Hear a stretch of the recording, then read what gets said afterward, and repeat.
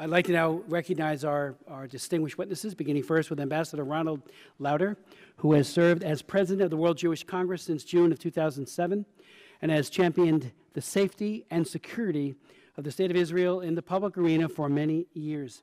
From 1983 to 86, he serves as Deputy Assistant Secretary of Defense for European and NATO Affairs, and in 1986, he was appointed by President Ronald Reagan as ambassador to Austria.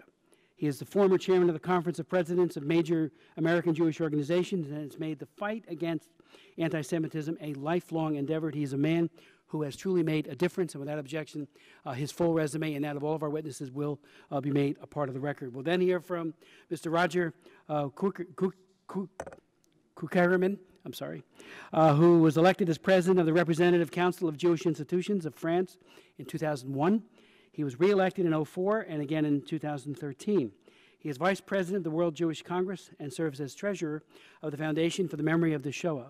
He is active in many of the social and educational institutions of the Jewish community, has made the fight against anti-Semitism his main priority, demanding that the French government action to fight hate crimes, defending the safety and security of Jewish schools and houses of worship, and urging solidarity with victims of terror.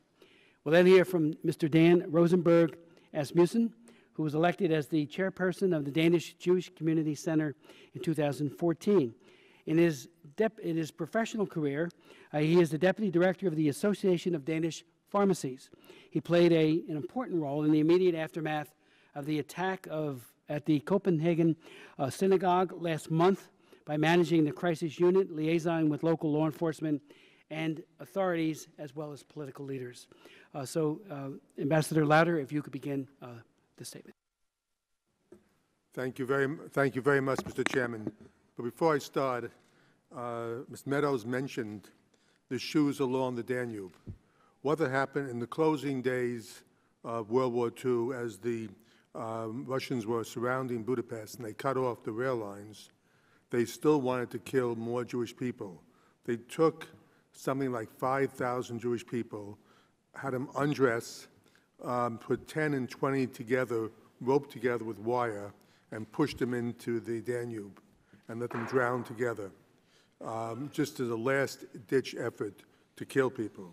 It was the Arrow Cross that did most of it, and interestingly enough, the Arrow Cross has been re-erected in Budapest, and it is now an organization there with a terrible history. Thank you. Before we begin, I'd like to thank you personally, Justice Smith and Mr. Chairman, for your support of every religion, race, gender, and age who live in this great country. The particular topic today, at this particular moment in history, after Paris and Copenhagen, responding to the rising tide of anti-Semitism, is sadly all too timely. It is reminiscent of an even darker age that we thought was behind us. With your permission, I'd like to submit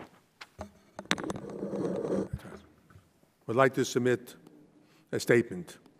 Exactly 70 years ago, as American GIs advanced into Nazi Germany in the last days of the most devastating war in history, the world had a glimpse of the horror of unbridled anti-Semitism.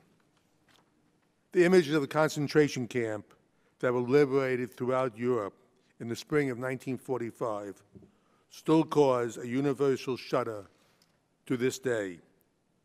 For the first few decades after World War II, we mistakenly, all of us, believed that anti-Semitism, the age-old hatred of Jews, had finally disappeared from Europe and everywhere else. That's because in the 1950s and 60s, no one in their right mind wanted to be associated with Nazis. It is because we all saw where this kind of hatred leads. And perhaps people still harbored these beliefs, were too embarrassed to express them openly. I now tell you with the greatest sadness that after 70 years later, the age-old virus of anti-Semitism has returned in all its evil and ugliness. Anti-Semitism returned to the streets of Paris and Toulouse, to the streets of Brussels and Copenhagen. It has even returned to Berlin. You will hear the personal accounts of my friend Roger Cukierman, head of the Jewish community of Paris, but listen to these frightening facts. Jews make up less than 1% of the population of France, but they were victims of more than half of all racial attacks in that country last year.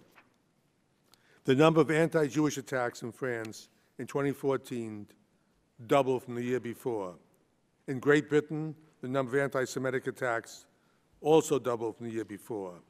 In Austria, again, we saw the amount of anti-Semitic attacks doubling.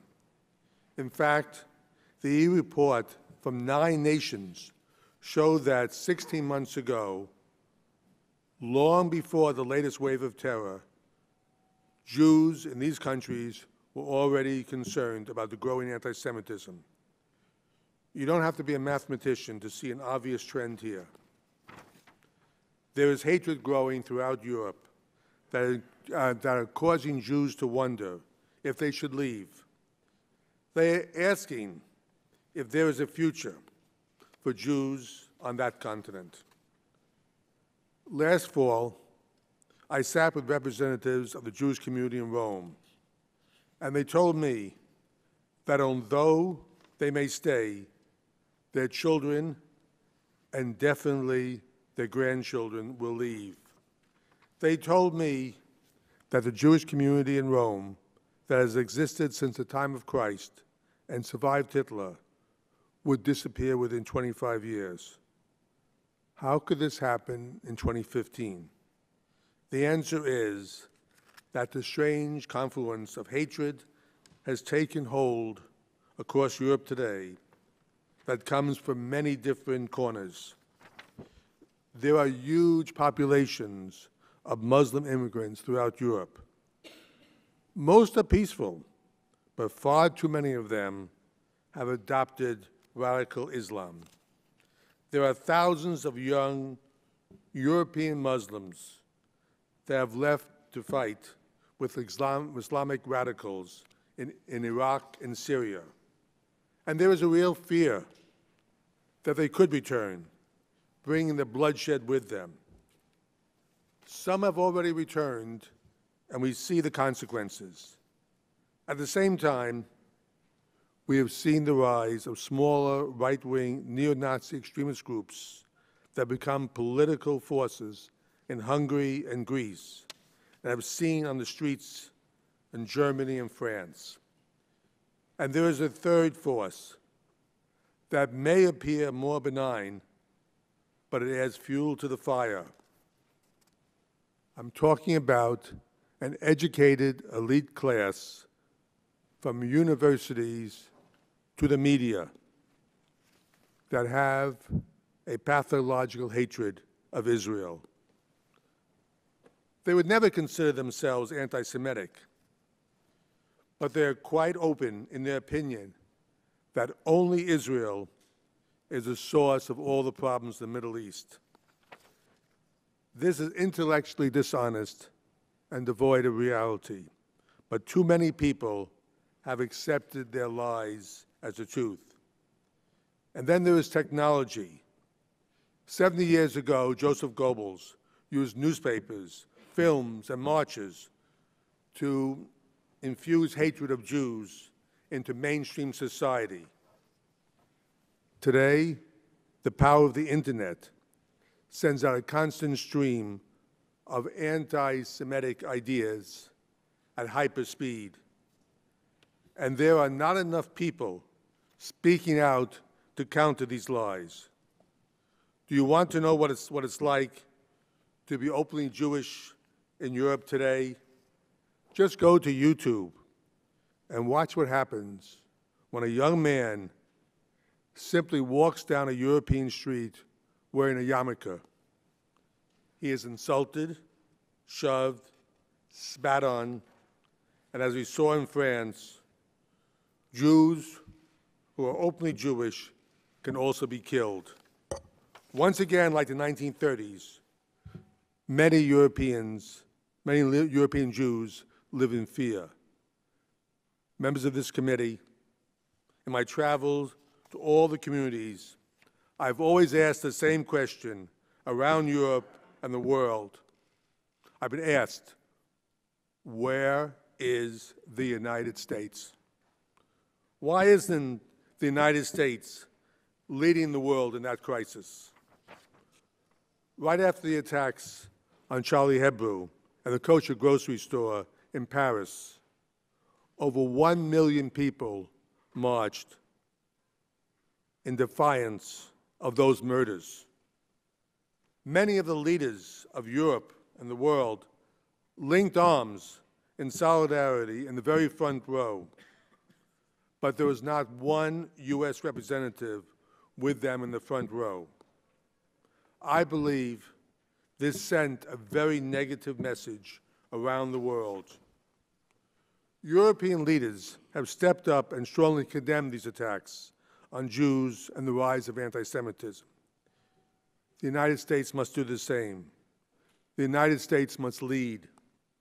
When a neo-Nazi party like Jobbik in Hungary or Golden Dawn in Greece wins substantial votes in elections, the United States must condemn, in the strongest possible terms, these anti-Semitic parties.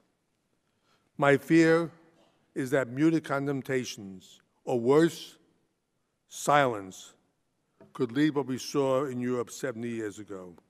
And that led to the death of 60 million people and destruction of a continent. We must insist that European nations better share intelligence on anti-Semitic Islamic hate preachers. All countries must better monitor radical Islam recruiting in prisons and on the internet and in mosques. And without question, we must closely monitor European and U.S. nationals returning from the Middle East and America and Africa. The United States can and must speak loudly and clearly to condemn this evil for what it is, the radical Islamic hatred of Jews. Mr. Chairman, one of the bravest men in history, Sir Winston Churchill, came to Westminster College in Fulton, Missouri in 1946. And he warned us that the Soviet takeover of Eastern Europe was complete and an Iron Curtain had descended across the continent. Churchill was trying to wake up a sleeping world because too many people didn't want to believe him. We had just fought a war against totalitarianism, and we were tired. We didn't want to fight another one. Well, today, it's not an Iron Curtain that is ascending across Eastern Europe. It is a white-hot fire, and its reach is much greater. This new incandescent flame is scorching the entire Middle East, from Tehran, across Iraq, and through Syria, Lebanon, Gaza, and now Yemen. It stretches across parts of North Africa, and it destroys everything in its path and leaves nothing alive, not Jews, not Christians, and not Muslims. Who don't share their exact beliefs. Unless we act now, the flame of radical Islam could stretch across all of Europe as well. After Churchill's speech in Missouri, it took 44 years and billions of dollars to defeat Soviet communism. We were focused back then. We were committed. We were united with our allies, and we were able to win the Cold War without horrific bloodshed. But in order to defeat this new flame of radical Islam terror and survive, the United States must lead. I fear that if we don't stand up to this new foe immediately, it will take us much longer than 44 years to defeat it. I feel it will cost us much more of our treasure, and most tragically of all, I fear will consume many, many more lives, not just in the Middle East and Europe, but here as well. Members of the committee, we must not let this happen again. Thank you. Ambassador Lauder, thank you very much for your very powerful and sobering comments to the committee and by extension to the Congress and to the American people. Thank you. I'd like to now recognize Mr. Roger Cukierman. Mr. Chairman, members of this committee, thank you. Mr. Chairman, members of this committee, thank you for the opportunity to appear before this committee. Jews have lived in France for the last 2,000 years. 1,000 years ago, at the time of the Crusades, the famous Talmudist Rashi was living in the city of Troyes. He was producing wine, a typical French job, and he was also famous for his expertise in Old French language. More than 200 years ago, in 1791, at the time of the French Revolution, French Jews were given the full French citizenship. Today, we are 500,000 Jews in France, a little less than 1% of the French population. And the CRIF, which I chair, is the roof body of the French Jewish institution. It's comparable to the President's Conference of major Jewish institutions. Today, in 2015, our synagogues and our Jewish schools have to be protected by the police and even by the army with machine guns. Why is that so? Because there is a world war started by middle-aged barbarian fanatics who are cutting heads, stoning women, killing kids, and want to impose to the rest of the world the Sharia, their concept of what Islam should be in their views. The first victims are the moderate Muslims. This is a war against Western modern civilization, and the Jews are seen by these jihadists as a privileged target. We Jews are the sentinels at the forefront of this war. But we are not the only victims. Military forces, policemen and women, journalists are also targeted and killed. These jihadists are acting under different names: Daesh, ISIS, Al-Qaeda, Boko Haram, AQMI, Hamas. It started in the Middle East, Syria, Iraq, Yemen, Gaza.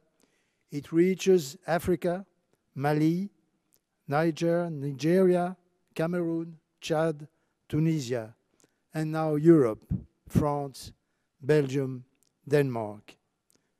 In France, small children were killed in March 2012 in Toulouse at blank point at the entrance of the school by Mohamed Merah.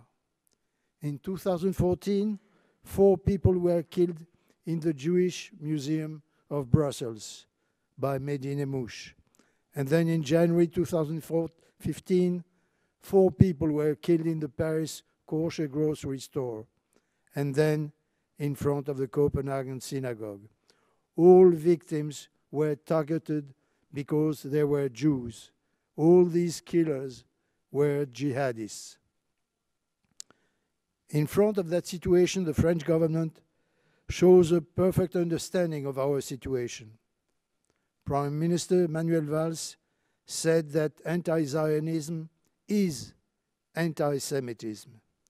And President Hollande said that it's not the Jews who should leave the country, it's the anti-Semites.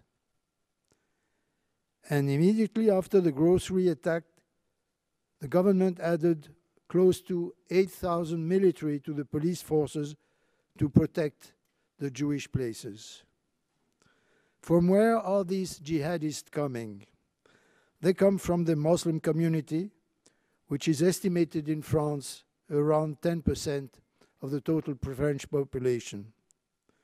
And the French jihadist is estimated at 1,300 people who are presently combating in Syria and in Iraq, and among them many French ethnics recently converted to Islam. It seems that these jihadists are generally not influenced by the French imams, not influenced by the press, which they don't read, nor by the TV that they don't watch. They were educated to the jihad in the French jails and by internet.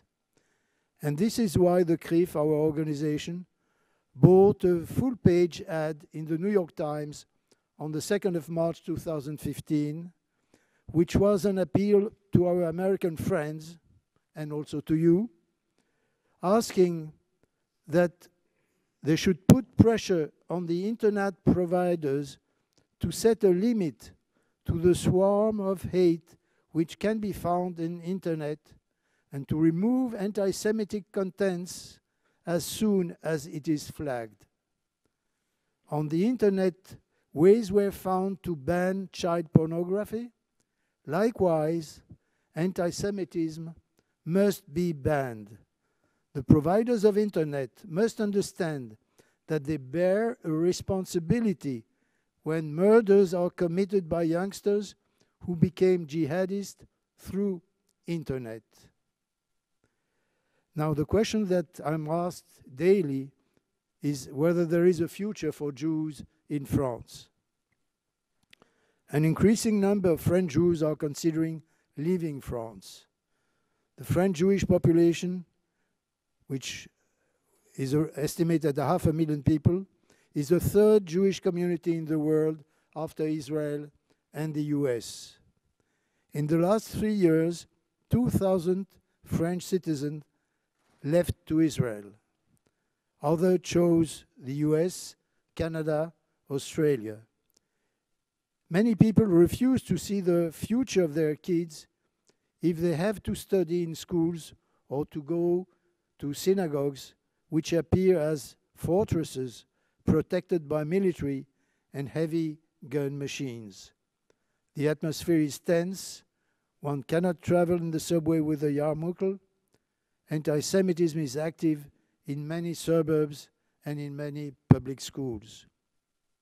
Nevertheless, I believe that a big proportion of the French Jews will remain in France, where their roots, their culture, incite them to confront adversity as their parents or ancestors did at difficult periods like the Dreyfus Affair or the Vichy period.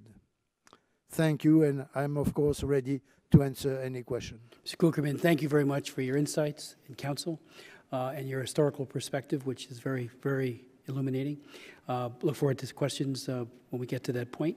I'd like to now ask Mr. Asmussen if you would proceed. Thank you, dear Mr. Chairman, dear members of Congress.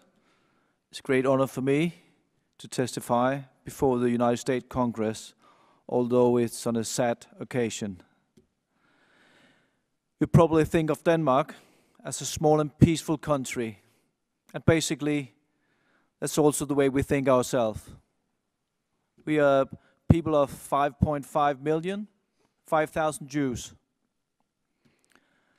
Only 2 years ago, October 2013, the Danish society celebrated the 70 years commemoration of the saving of the Danish Jewry from the Nazi onslaught.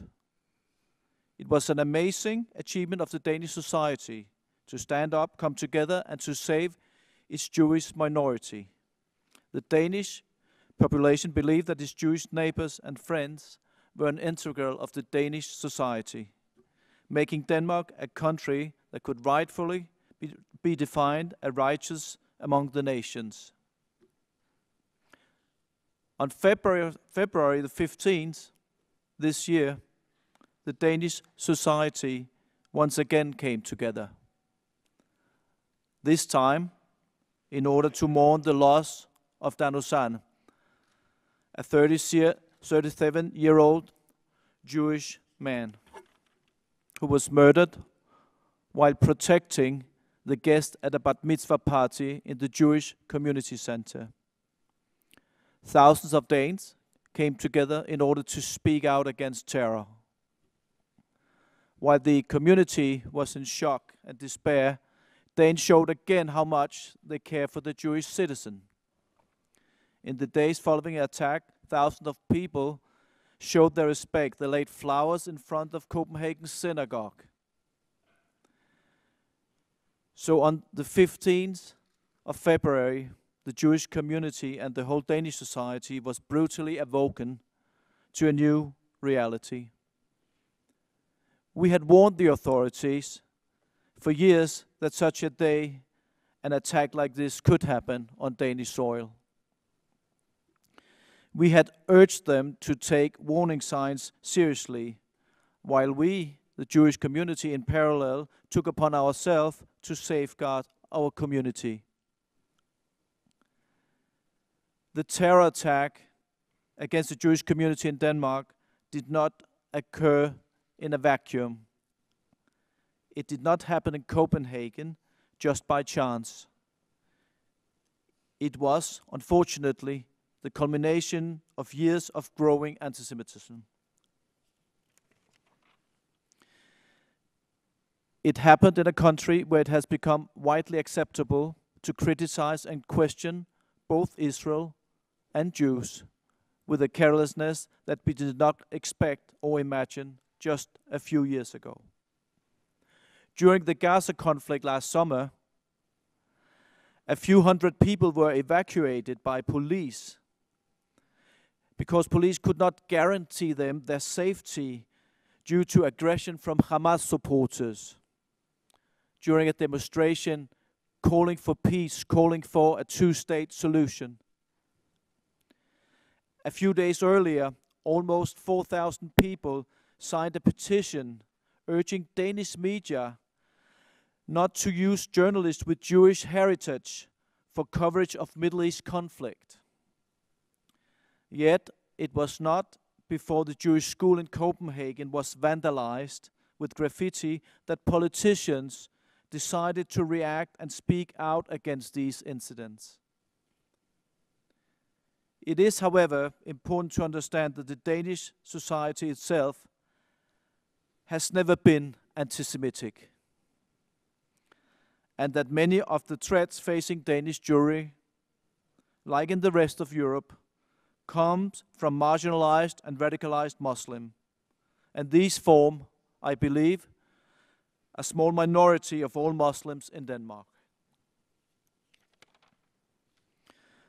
The terrorist who committed the two murders was born and raised in Denmark and used his religion to justify the crime.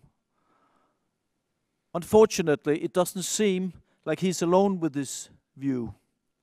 That was demonstrated when more than 700 people participated in his funeral, cheering at him. At this point, 4 people are jailed, accused of helping him. On the other end of the spectrum, we have witnessed how Muslim organizations spoke out against hatred and prejudices against their fellow citizen. We truly appreciate that expression of support, and we welcome any such initiatives. It's important for me to emphasize that we have good relations with moderate Muslim organizations. We work together on issues of common religious rights. However, we still need for the Muslim community to do more, to become more outspoken against violence and hatred, to confront hate and prejudice towards Jews. The Danish society can only do so much. The real long-term solution needs to be found inside the Muslim community. And we need them to take more responsibility in speaking out against anti-Semitism and against terror committed in the name of their religion. In recent weeks, the Jewish community received strong support from the Danish politicians through the media. We believed it served as a wake-up call and we expect that our problems will now be taken more seriously than in the past. Last week, Ira Forman visited Copenhagen. Ira Forman is a special envoy to monitor and combat anti-Semitism. He made it clear to us that Danish government, in his opinion, is not doing enough compared with other European countries to combat anti-Semitism. And he said that it could never be justified that Jewish community, or any other minority group for that matter, should have to prioritize security over education, or ultimately prioritize security over the future of the community. Mr. Forman is right. If we spend all our resources on security, our children won't have a future. Yet if we fail to protect our children, Danish Jewry won't have a future either. The parents simply won't send them to the Jewish school. We need, at this point, a long-term governmental plan that will keep our community safe as much as possible. The Justice Department has said that such a plan is in the making. And we need the Muslim community to speak out and help in building a democratic, tolerant, and peaceful society. This is the only viable and long-term solution, so we one day will not need to risk the lives of our children in order for them to protect the community as Dan Rosenberg did. I feel truly grateful towards the Danish society for standing up for the Jewish minority in these difficult times. I just wish they had done so when we asked for help after the incidents in Toulouse and Brussels. Thank you, Mr. Chairman. Thank you so very much, Mr. Asmussen, for your statements and insights. We have been joined by some members who weren't here during opening statements. Before going to questions, I'd like to briefly ask them if they would like to give an opening, beginning with David Cicilline, who's the ranking member. Thank you, Mr. Chairman. I want to thank you for your leadership and for calling today's hearing on responding to the rising tide of anti-Semitism, to give us an opportunity to examine in depth the alarming increase in anti-Semitic incidents in Europe and begin to discuss what approaches should be used to temper this extremism that is unprecedented since the end of World War II. I'd also like to thank our very distinguished witnesses for being here today. Thank you for sharing your assessment of what the current status of anti-Semitism is in Europe and what specific trends you're seeing and what should be done to combat it and how we in Congress can assist. The rise of anti-Semitism and related hate crimes in recent months is beyond debate. While many were awakened to this reality in January when 4 Jewish customers were killed in a kosher market in Paris, days after the attack on the satirical magazine Charlie Hebdo that left 12 people dead, anti-Semitism has been on the rise since the early 2000s. The United Kingdom last year, for example, recorded the highest number of anti-Semitic incidents, with the London police reporting an increase of 120% in anti-Semitic crimes in 2014. Most alarming, perhaps, are recent statistics from the Anti-Defamation League that show that an average of 24% of those surveyed in Western European countries harbor some degree of anti-Semitic sentiment, with that number jumping much higher in countries like Greece and France. Furthermore, 66% of Jewish respondents indicated that anti-Semitism was a major problem in their respective countries. In response to the tragic attack in Denmark, where 2 individuals were murdered at a synagogue in February, the Israeli Prime Minister stated, and I quote, "We are preparing and calling for the absorption of mass immigration from Europe. To the Jews of Europe and to the Jews of the world, I say that Israel is waiting for you with open arms," end quote. The chief rabbi of Copenhagen, however, responded, and I quote, "We will not let terror dictate our lives. We will not. We will continue living as Jews here in Denmark and everywhere else in the world," end quote. This environment that is increasingly conducive to anti-Semitic must be dealt with head-on and immediately stopped. The United States has the largest Jewish population in the world, and Jews have contributed greatly to all aspects of our society. Therefore, we have a personal stake in protecting a community that is integral to the fabric of the United States. We need to work together with our European allies to combat anti-Semitism with the same vigor that we have with respect to protecting communities and to combating terrorism and ensuring peace and security around the world. I look forward to working with my congressional colleagues, our European counterparts, and the Jewish community all over the world to develop effective strategies to combat the rise of anti-Semitism in Europe and to work to ensure that this hatred is stopped in its tracks. I thank you, Mr. Chairman. Thank you very much, Mr. Cicilline. Mr. Clausen.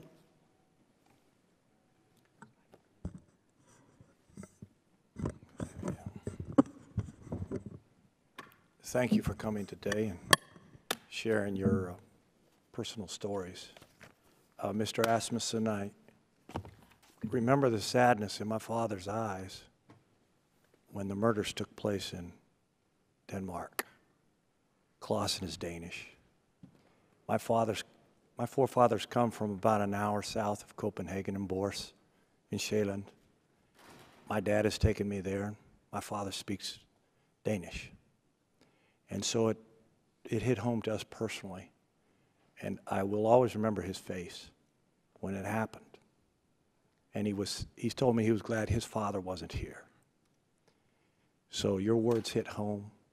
And if there's anything that I can ever do, and I'm sure my colleagues can ever do, to influence this in a positive way, I am innately motivated to do so and see the innate unjustness of what is going on with the Jewish community in Europe. I think of your question or your comment that the solution must come from within the Muslim community. That feels hopeful to me. But it also feels like we have to prepare for the fact that that might not happen. And if so, my question for the three of you then becomes, what do we do next? What do we do now? Thank you. Thank you very much. Mr. Emmer. Well, this is going to work out well, Representative Clausen. I echo my colleagues' comments. I want to thank the chair for holding this important hearing, and I just want to thank everyone, not only the witnesses, but everyone else who understands the importance of this issue and has taken time to be here today. It's amazing how this place works. Things are planned all at the same time, and typically the same committees. But that doesn't, it shouldn't be taken as we don't think this is important. This is of paramount importance. So my apologies for coming in late. My thanks to the chair for having this important hearing and for all of you being here. And let's say the discussion and the testimony and the issue needs to be at the forefront, and we need to keep we need to keep raising it so people understand they can't just ignore it. You need to call things what they are, and you need to address them when they occur. So again, thank you, Mr. Chair, and thank you to the witnesses. Mr. Emmer, thank you so very much as well. Let me begin the questioning, if I could. At our hearing in February of 2013, Yudi Yasser, who's the president of the American Islamic Forum for Democracy, and a very outspoken man against or in the combating of anti-Semitism, made a very, very important insight, provided the committee a very important insight, when he said the link between Islamism and anti-Semitism is rather simple. It is self-evident that supremacists from within a particular faith community will create and exploit hatred towards another faith community in order to collectively rally their own followers against a common enemy. Then he went on to explain how this crowds out a more moderate Muslim view, and he says these theo-fascists use the demonization of minorities as a populist tool to rally populations to their fanaticism. He went on in great depth, and I'll put part of this back into the record because I think it's so insightful, that this is how they push out people who, the Sadats of this world, who reach across the divide and try to, offer a common ground with Jews and with the State of Israel. And I'm wondering what your thoughts might be on that, because it seems as if the extremists win when there is not a counterforce equal or greater to that effort. Secondly, Mr. Asmussen, you mentioned Ira Forman. I would note for the record that in 2004, I sponsored the amendment that created that office and the position, and very insightful at the time, Senator Voinovich had a bill that I sponsored on the House side. His bill passed, came over to the House. And I worked very closely with members on the other side of the aisle. We had a bipartisan effort to create an office that doesn't just do one report, but makes it permanent time and time again to do reports, to monitor anti-Semitism, and to create this position to work within the State Department as well. And I would appreciate your thoughts on how well you think that office might be doing. But at the time, 2004, Colin Powell, who was then Secretary of State, wrote a letter against the office, against the amendment. He thought the Human Rights Bureau could handle it all. It was reminiscent of what Bill Clinton did when I authored the Trafficking Victims Protection Act, and sitting right in front, and it became law. He did sign it eventually. But the State Department sent over a letter saying, the Assistant Secretary for Democracy, Human Rights, and Labor, that it will just absorb all of this into the Human Rights Report and just do a little more reporting on it, but don't create a lane where this will be looked at for what it is.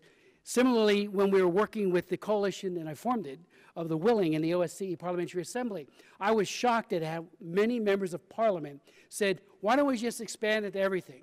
Now, I do believe we need to combat anti-Christian beliefs and all the others. I've had hearings on it, what's happening. And I know, Mr. Ambassador, you have spoken out very forcibly on that.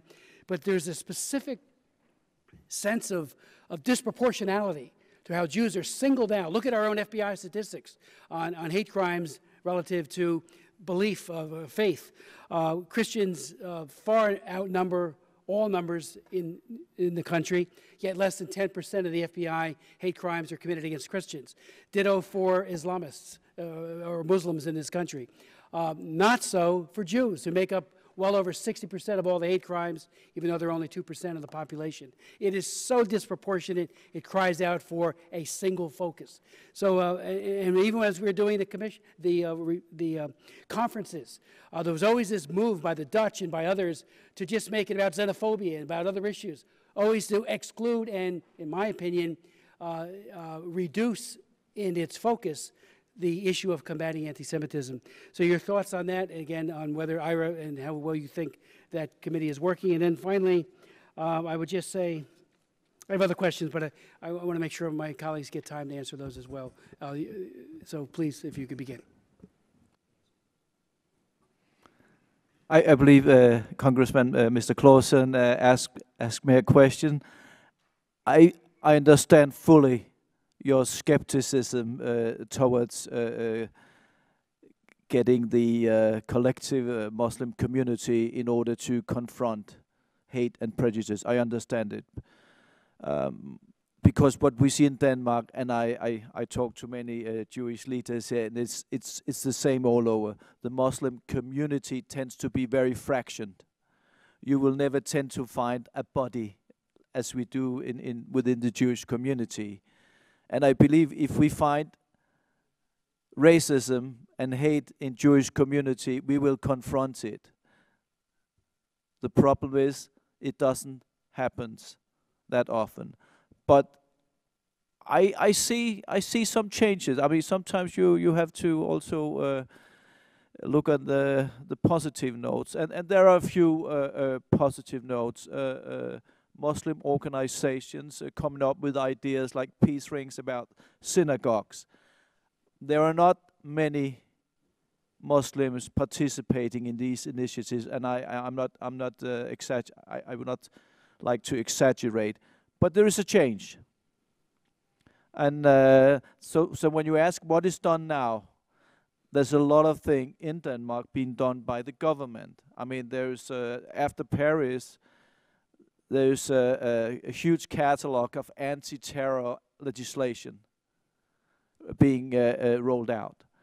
It seems like the murder, he was known to the system. I mean, he was, many people had reported him to the police intelligence again and again. He was released from jail 3 weeks before he killed. He went to the authorities to get help getting a flat. No one did anything. So there is a lot of things that the community can do. You can do many things to spot radical behavior earlier. But also, you can also do a lot, and we're working on that in Denmark right now, in order to spot and help people. But on the long term, nothing will change unless the mentality change. If it's legitimate for religious leaders to teach that hatred towards Jews, nothing will change. And we have cases in Denmark that imams has been doing exactly that, and it takes a lot of time for the system to come down on them. So they keep on doing these things. We are having organizations speaking intensely on hatred toward Jews, but it's very hard to outlaw them according to Danish legislation. We're looking into it, but in my opinion, on the long term, the solution has to come from within. Mr. Chairman and members of the committee, we're talking about Europe. Anti-Semitism is alive and well in this country. Starting off, it is taught. Children are born without hate. They are taught hate. It's most prevalent in our universities, campuses. We have an organization called Caravan for Democracy, which is a Jewish National Fund does. We go on campuses all over. The amount of anti-Israel, which morphs into anti-Jewish, has happening all over. It's happening because there is an organized group putting money into these things to put pressure on Israel, but it goes into anti-Jewish also. The media is guilty, very guilty. I watched CNN during the Gaza war. 95% of it showed people in Gaza being killed. There was almost no coverage of the 4,000 rockets going to Israel. We watch it, and it has an effect. And anti-Semitism is also learned at the dinner table. When a mother and father are sitting there and they watch television, and they watch what happens, and they see reporting that is so biased, and they say to each other, look at those Jews, what they're doing to people. Look how they're killing people. The children hear it, and they repeat it.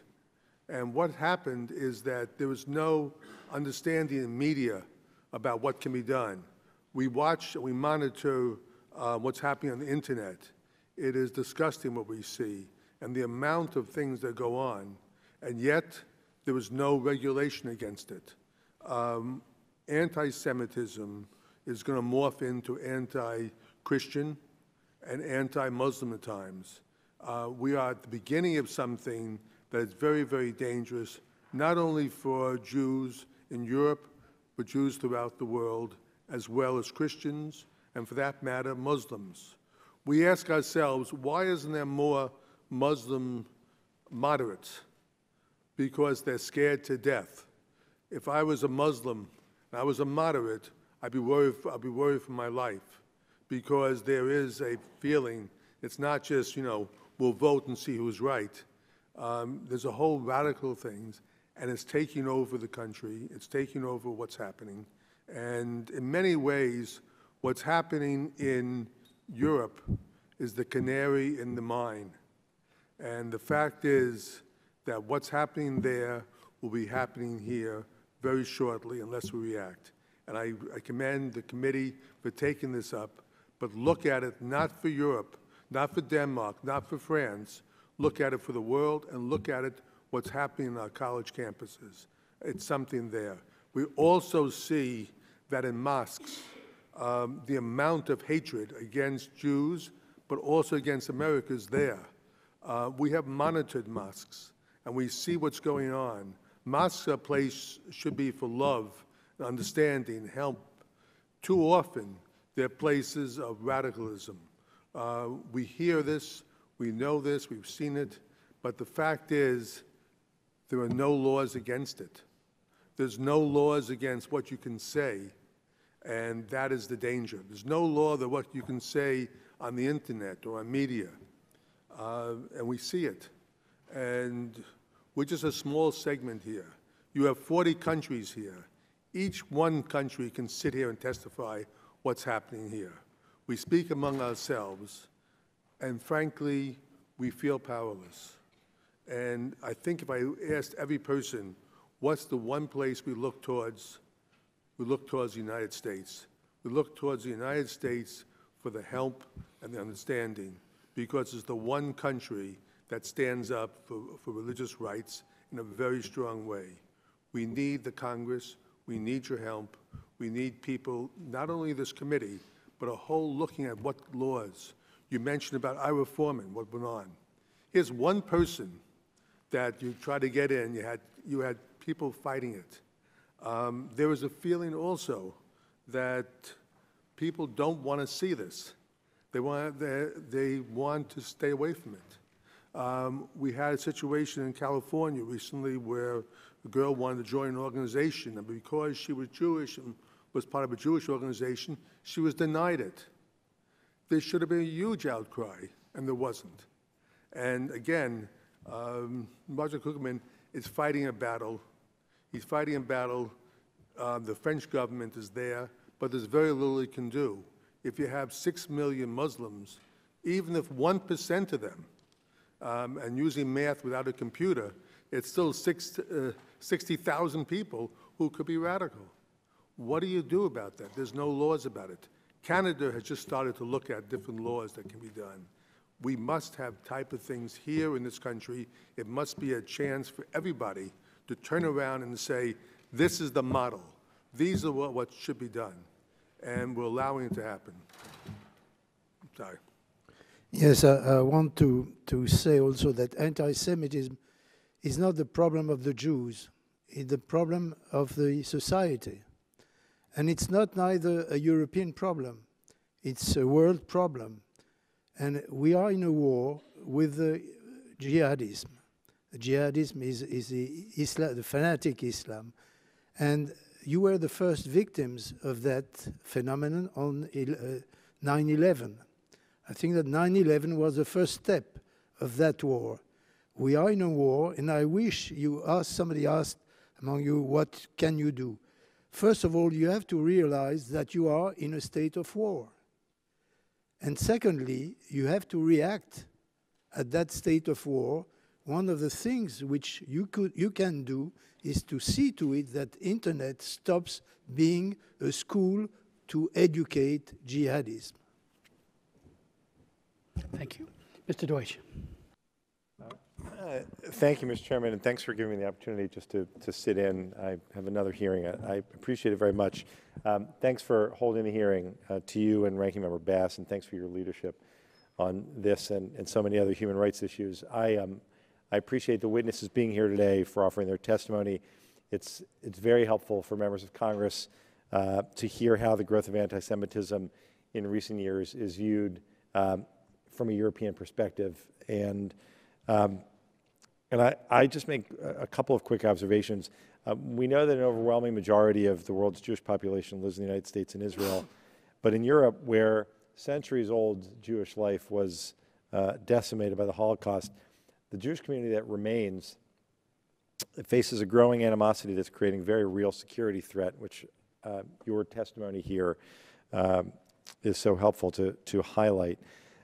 It's not to excuse, as Ambassador Lauder pointed out, it's not to excuse our own homegrown anti-Semitism. It certainly exists. The fact is, it made up more than 50% of the religious bias-based hate crimes in 2013. But it is informative. It is helpful to hear how countries around the world are responding to intimidation tactics, to pressure, to deadly attacks on the Jewish populations. The world, as Ambassador Lauder said, and as we've heard repeatedly and rightfully and importantly throughout your visit the past couple of days, the world has to take action because of what the rise of anti-Semitism means, not just to the Jewish communities in Europe, but because of what the rise of anti-Semitism means to all countries that allow it to persist, what it actually portends for others. And so I think we have to take action. I am proud to have joined with my colleagues, many of whom are on the dais here today, the chairman in particular, to form the bipartisan task force for combating anti-Semitism. The purpose being that we want to try to help our peers in Congress understand the real and growing threat posed by anti-Semitism globally, to allow members of Congress to interact with the administration and to interact with NGOs and partners abroad, to devise innovative ways to try to address to address these issues, to curb the threat, and to attack it at its source. And I just finished, Mr. Chairman, by again highlighting that anti-Semitism matters to everyone. It's not just the Jews, but to every citizen in the world who values human rights. It's a shared threat. It's a threat that we have to work together to address what is our common problem. And Ambassador Lauder, as you point out, efforts to mask anti-Semitism in some sort of anti-Israel rhetoric should be exposed for what they are. Ultimately, the threats posed by anti-Semitism are a threat, as I said, to all of us more broadly. Your participation here, Mr. Chairman, your willingness and your willingness to hold this hearing and your commitment to this issue means an enormous amount, and I'm grateful to be able to just stop by to participate. Thank you so much for yielding the time. Mr. Deutsch, thank you very much for being here and for working this issue so long and so hard yourself. And we do have now we've just revitalized and reconstituted a task force on combating anti-Semitism with 4 Republicans and 4 Democrats as co-chairs. We hope to invite, frankly, the entire Congress, the House that is, to join us. We've had this before, but I think having 4 co-chairs on each side will further demonstrate the significance of this commitment, that we really want to see action. I do have questions that I'll ask a little bit later, but I would like to yield to, we're joined by the gentleman from Arizona, Trent Franks, who's the chairman of the Constitution Committee for the Judiciary Committee. He's been back and forth because he too has a markup going on, but he's also chairman of the Religious Freedom Caucus. So it's really a privilege to welcome him to the subcommittee. Well, thank you, Mr. Chairman, and thanks to the committee here for just allowing me the privilege to sit in on this. I am grateful to everyone that is here. You know, I know that we've had anti-Semitism in the world for a long time, but it does seem like in recent days that it has surged, and I'm incredibly encouraged and discouraged about all that.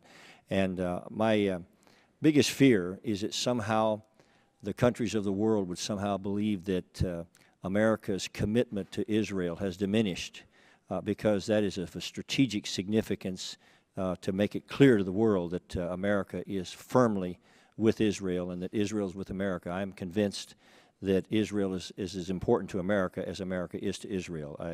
I know of no people on earth that contribute more to the cause of humanity than the people of Israel. And Mr. Chairman, you know, I brings to my mind a quote by Sheikh Hassan Nasrallah that really, I think, puts it in perspective. This is a jihadist that would do everything he could to destroy Israel if he could. And he said, you know, we've discovered how to hit the Jews where they are most vulnerable. The Jews love life, so that's what we shall take from them. We will win because they love life and we love death. Now, that's a very frightening equation, to face an enemy that loves death and is willing to embrace death in order to destroy another people based on just a bigoted point of view. And I would suggest to you, Mr. Chairman, that should be reason for great concern on the part of all of us. The Jewish people have demonstrated a history that is unparalleled. When the Holocaust was over, if any people in the world had reason to quit, I suppose it was them. But instead of being crushed and instead of completely giving up, they got their revenge by living. They dried their eyes and they looked up again and they began to build. And they built a community and they built a nation. And today they are a force in the world for good. And today the Nazis are gone and Israel remains. And Mr. Chairman, I think that we need to all be very committed to make sure that tomorrow the jihadists will be gone and Israel will remain. And I am grateful to you, sir, for this very valuable hearing. I think it's important that the world and the people of Israel know that some of the rhetoric that's come from our administration lately does not reflect the heart of the Congress. And with that, sir, I thank you for the opportunity. Thank you very much, Mr. Chairman Franks. Mr. Sweeney. Thank you, Mr. Chairman. Thank you again to our witnesses for your extraordinary testimony. My first question is, I know that there are some who have observed that there's a sort of emergence of this kind of new normal, and Ambassador Lauder, you sort of made reference to this in the context of anti-Semitism, and that is the blurring of distinctions between being anti-Israel and anti-Jewish, in which anti-Jewish remarks and sentiments are kind of becoming more socially acceptable. And so I'm wondering whether you think that that is happening in Europe, what's your assessment of that? And following that, one of the things that we're learning is that there is, some have written that there is a significant underreporting of incidents of anti-Semitism, and that, of course, hampers our ability to kind of respond to it and help encourage people to craft responses to it. And do you think that it remains an issue, particularly in Europe, and what can we do about that? So that's my first question. Maybe Ambassador Lauder, you could start. There's no question that the anti-Semitism today starts as anti-Israel. No question. But it's not in Europe, it's worldwide. And we hear it. We also have, yes, there's underreporting, because very often when a child comes home from school and has been beaten up because he was Jewish, what is the mother going to do? Is she going to call the police and report it? Or she just says, look, tomorrow don't wear a yarmulke, or take a different way. And the amount of unreporting is amazing. But also, I heard a couple minutes ago about anti-Jewish and life and loving life. It's also anti-Christian. We looked in the Middle East where there used to be Jews, and the Jews left. Now there's almost no Christians left in the Middle East because of what's happening. And the thing that we can't keep missing is that what is happening to the Jews is going to happen to everybody along the way unless it's stopped. And the concern I have, and the concern that I'm delighted this committee is here, is that we must do something more than either appoint somebody or have hearings. We must start to look what type of laws there are, what can be done, can we be a model, can we stand up in the world? There is no place like the United States to be able to stand up and do it. And countries should know that if they have things that are anti-Semitic, they have to pay a price, not only for the small Jewish communities, be it Denmark and many other countries, don't have the strength to fight the government. The only chance they have is looking to the United States and looking to the United States as a model of what it goes. I'm sorry to be so passionate about it. No. See Don't apologize. what is happening in this world. I have an example of anti-Zionism turning to anti-Semitism. In this summer, at the period summer 2014, at the time of the Gaza war, there was a demonstration in Paris of 35,000 people in favor of the Palestinians, mostly Muslims. They didn't shout death to Israel. They shouted death to the Jews. And from that demonstration went out hordes of people, and they attacked 8 synagogues and Jewish shops. What is the link if it's not anti-Semitism? Anti-Zionism is anti-Semitism.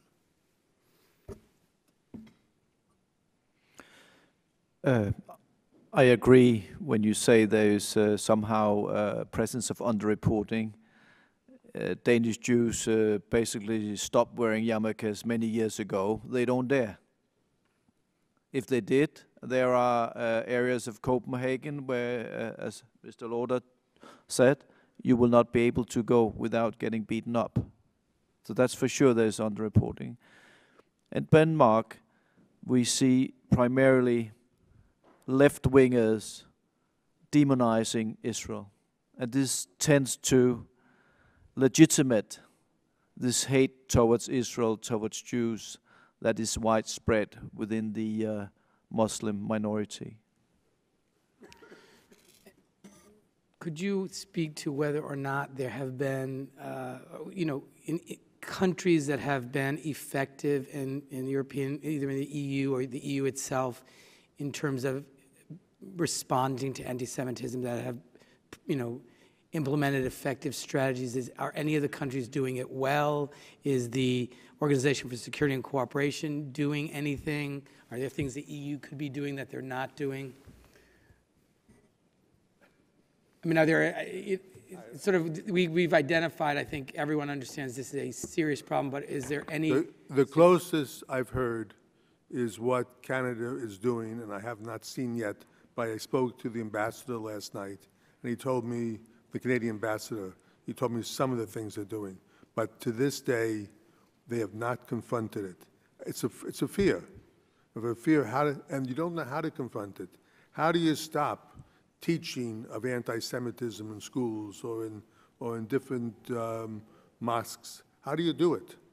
And the question of freedom of speech. Is a freedom of speech to be able to say in a mosque that the Jews are the bad people in the world? What is the laws on that? It's a very, very delicate thing. What's the laws on freedom of speech on the media when they report things one-sided? What's the law in it? It's a very, very dangerous thing. We do have laws now, very, very strong laws about segregation and what you can say against black. But it's still a very, very difficult situation when it comes to Jewish things. And also, as I kept saying, it's going to come to Christian as well as Jews. Thank you. I mean, I hope, Mr. Chairman, that one of the things that we can work on, and I know the chairman is interested in this, is because I do think you're right, so much of this has to do with education. And Absolutely. You look at kind of the early years, the formative years of so many young people, and what are they learning? What are they being taught about people of different religious traditions or different cultures? Because I think, as you said, Ambassador, this is taught. Nobody's born a bigot, and nobody's born with this sort of hatred. But what can we do in terms of the assistance we provide and the programs that we fund to be sure that those resources are not going to the teaching of young people to teach hate? And I think that we have a particular responsibility to do all that we can to promote understanding through good education. And I again, thank you, because I think, as all the panelists pointed out, this is not only a problem in Europe, this is a problem all over the world. And, as that saying goes, they begin, and it's speaking against the Jews and nobody says anything, and they go down the groups. And this is about valuing the human life of every person and respecting differences and honoring and celebrating our diversity. Can I ask, with the indulgence, one last question? Some have suggested that the rise of anti-Semitism, particularly in Europe, is closely connected to the sort of anti-immigration fervor. And I'm wondering whether any of the panel have a sort of a view on that, and if so, what can be done about that? I can't say it's anti-immigration. That's a whole different thing. But it has to do very, very much with the times we're having. For example, the whole rise of Nazism came out of a very difficult financial times in Germany and Austria, and all Europe for that matter. It gave rise to it. We watched after 2008, the amount of anti-Semitism rose because once again, as it happened for thousands of years, the Jews became the scapegoats. They looked at there was one case in Africa where there were 3 Jews and they were all wealthy. The amount of anti-Semitism in Africa, in that country, was enormous because people look and say it goes in jealousy and what happens. But the fact is you have a confluence of bad economic times, you have a confluence of radical Islam growing leaps and bounds, and you have a question of the media being able to feed this very, very much, and you have a question of the Palestinian-Israeli question going on. But I will say also that what happened during the last 2 or 3 weeks between Israel and the United States has had a marked effect on anti-Semitism. Because when people hear the fight between Israel and the United States, whatever it might be, It has an effect throughout the world of people saying even the best friend of Israel is having problems with them. That gives us the license to start talking also more and more negative. Well, before I yield back, Mr. Chairman, I think it's an important opportunity to say that while there might be disagreements between individuals or policies, I think it should be clear to everyone in the world that the relationship between our two countries is unbreakable. It is built on a set of shared values that will endure forever. And I hope this hearing is an opportunity for us to reaffirm that. But I don't disagree with your conclusion. We all know that. Right. But the world outside does not know that. I understand. Thank you. Well, Thank you for and I thank the gentleman from Rhode Island for his passion and his willingness to work on this. And I would echo what he just indicated. Headlines are headlines. 30-second sound bites, 60-second sound bites, they sell media. But if anybody is watching this, they need to know that it is the foundation, the friendship, truly the support, both Democrat and Republican, is unyielding and unwavering. And as much as may be made out of that and running that abroad, I think you'll find very quickly that there is a very unified effort to stand up for this particular cause. So I thank the gentleman for bringing it up. Ambassador Lauder, I'm going to go to you first and ask a very quick question, maybe just a series, and then recognize the gentleman from Minnesota that has a different accent than I do, but Mr. Emmer.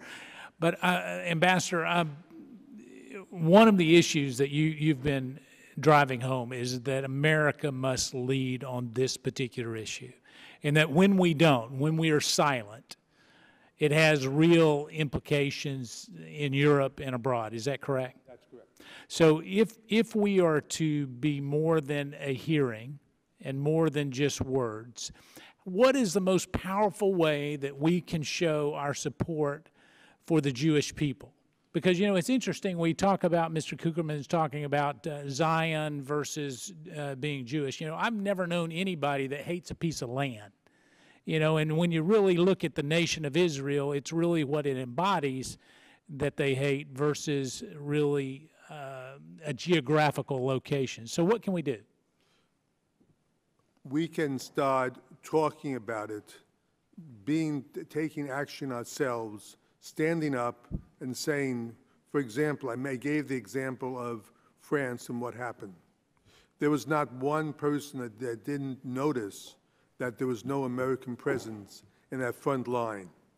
And I must tell you, that symbolism had a major effect on people. It's important that we stand up, that we start talking about it and say there is no room for it.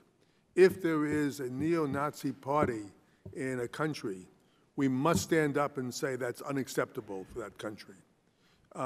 If we see that there is an anti-Semitic direction of a group, we must say that's unacceptable. That's not there. And I really believe that the time is now. All right, Mr. Cukierman, how do we balance the line between free speech and truly standing up for hatred? I've been, little known fact, I was born in France, actually, but I've been where there's been a number of demonstrations, pro-Palestinian demonstrations in Paris. And so how do we allow for the free speech, but yet not the results that may come from? Well, you have the example of pedophilia. The providers of internet were able to fight against pedophilia very efficiently. Why don't they do the same for racism and anti-Semitism? Why don't they do the same against jihad? If they were able to do it for pedophilia, they should be able to do it, because it's extremely important. Because today, this is the main school of education to the jihad. All right, so let me ask you maybe a little tougher question that you can weigh in on. The United States gives millions of dollars in foreign aid to a number of countries, most countries, in some shape, form, or fashion. If incitement, and that's what I'm hearing you talk about, really it's more about incitement against the Jewish people. If incitement continues to be epidemic, should there be some tie to that foreign aid that where we can get the attention? I'll let you weigh in. Well, I would not interfere into American policy, but what I noticed, for instance, is that the imams in France are usually paid by foreign countries. Among these foreign countries, there are some countries who are financing Salafism. Right. Other countries are financing Muslim Brotherhood. Maybe America could put pressure on those countries which are friendly to the US and see to it that they restrain their activity on fanatism. Mr. Asmussen?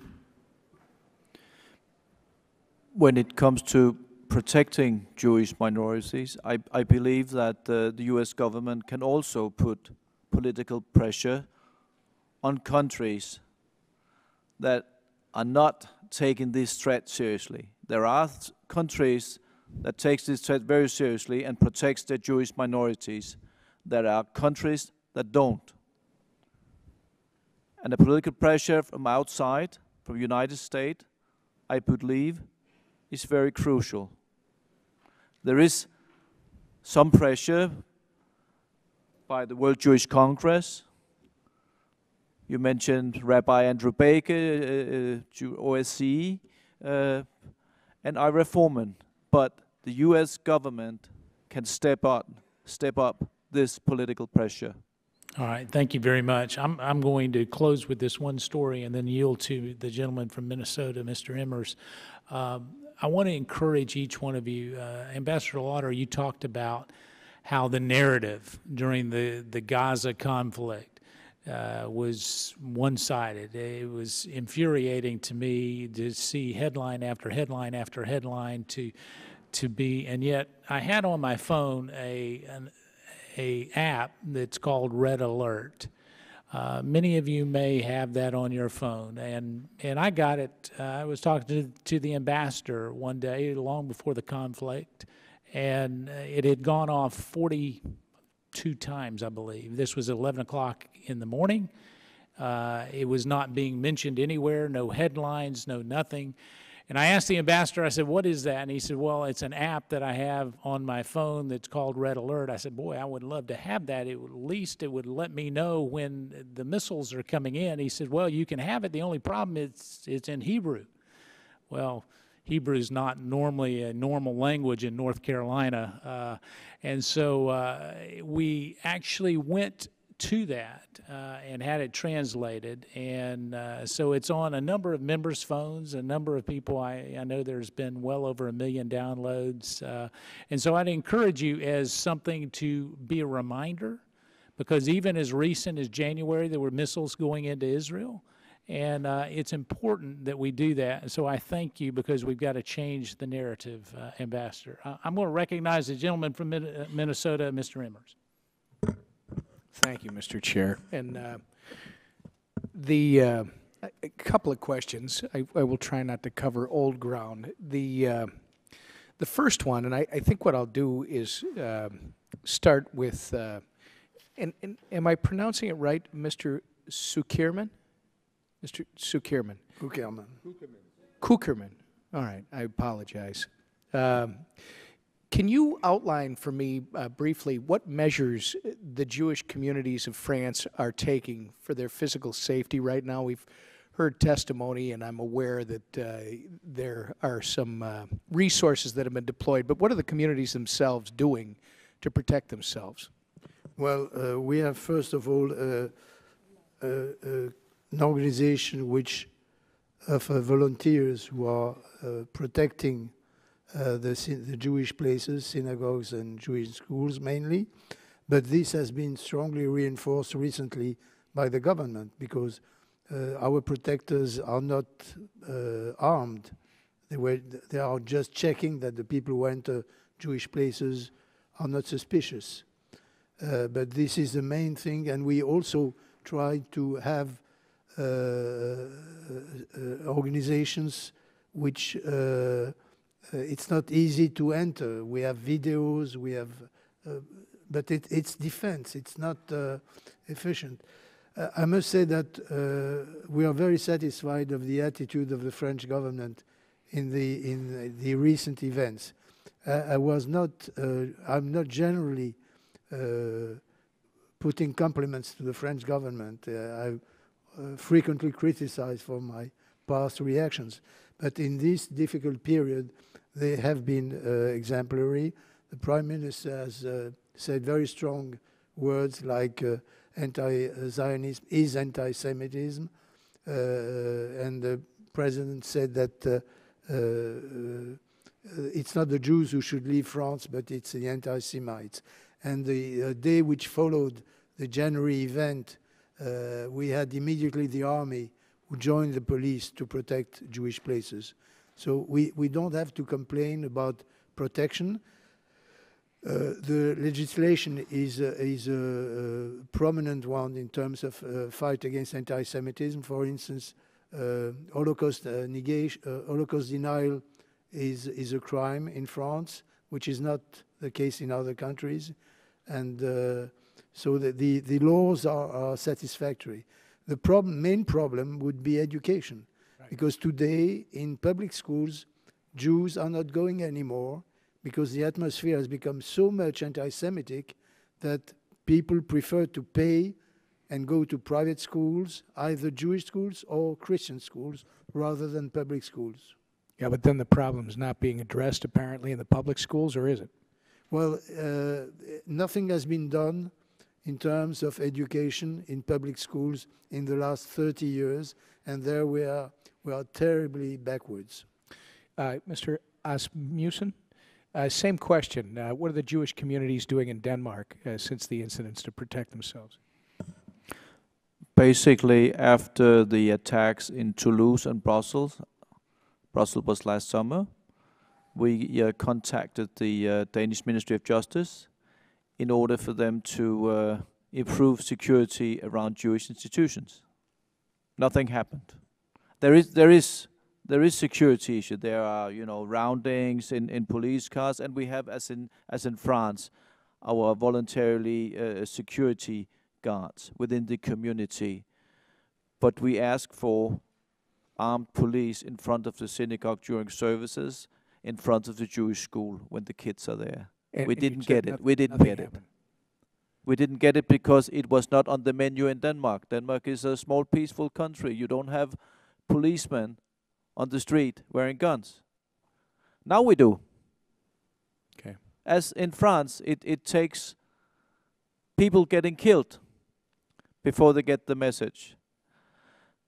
But what we see now, I believe, in France and in Denmark might not be the long-term solution. And basically, it is too much right now. I have a school of 200 pupils with 8 policemen with machine guns. It is too much. But I need a long-term solution on that issue with the government. I don't have it at this point. Right. So now what can I do? I tell you what the government can do. Right. But we are trying to put pressure on the government. And on the long run, of course, we can participate in education, learning about Judaism, of course. We can intensify our activities within interfaith with Christian, Muslim, interfaith activities as we do. But somehow it seems that all those interfaith activities seems to be together with the people with the political correct minds, not the people doing all the anti-Semitic activities. We have a bit of that in this country as well. Mr. Lauder, and thank you for that. I'm in Minnesota. The chairman referenced the accent, but we have a phrase that I don't know that I want to open this can of worms, but I think I'm going to. We're talking about what the Congress might help with, what this country might help with, what we could do. What about the organization known as the United Nations? What? It's a joke. Well, I'm going to open that can of worms. If you could just give me an idea, is the United Nations a lost cause when it comes to this? Is there something that can be done through that organization? Of the 25 recent cases of attacks on what should be done in religion, 23 were against Israel. The United Nations is perhaps one of the most anti-Israel, anti-Jewish organizations there. Can I ask a question that's very direct? The response or lack thereof by the United Nations, does that also fuel, in your opinion, an increase in anti-Semitism? Everything fuels it. The real question is, if you have a case where one country, if Canada attacked Minnesota with 4,000 rockets and you responded, and all of a sudden they took Minnesota to the International Criminal Court for what you did to protect yourself, how would you feel? And the International Criminal Court, I believe, has something to do with the United Nations. That is a symbol of what is happening. And we spoke before about UNRWA and the fact that Palestinians are still receiving refugee status, where the 800,000 people who left the Middle East and came to Israel and things like that don't get refugee status. It's a dual standard that goes on and on. It's something that I know the committee knows very, very well. The real aspect is this is something that's been anti-Semitism since almost right after Abraham. It's something that we've seen all the time. What's happened recently is that anti-Semitism has started to kill people, started to become radicalization.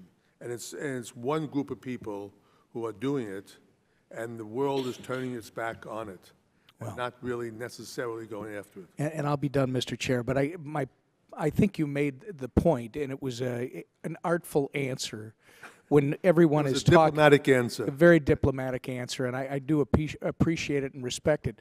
But if our institutions that are there, I mean, we're talking about the media on one hand, and there's an issue with education in sensitivity and awareness, but when the very institutions that are created to promote peace and to try and help resolve conflict actually don't do that. In fact, by their actions, some could interpret it as fueling the conflict. It's not very helpful. And I don't know if that's the case, but that's what I was asking. That's the case. Thank you. Thank you.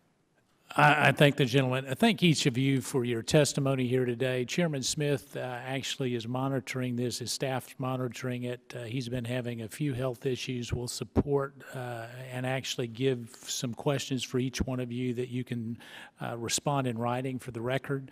I'd also ask each of you if you have 2 recommendations on what you would like to see the United States to do. If you would just submit that to the committee, we'll make sure that that gets passed around and we'll take action on that. And so I want to close out by saying there are many times when this battle may seem like we're losing the battle, and indeed many battles have been lost. But ultimately, the victory in the war will be ours if we continue to fight arm in arm and stand arm in arm together. I, for one, and I know a number of my colleagues are willing to do that. So thank you for your testimony. Thank you for being here. God bless. This is adjourned.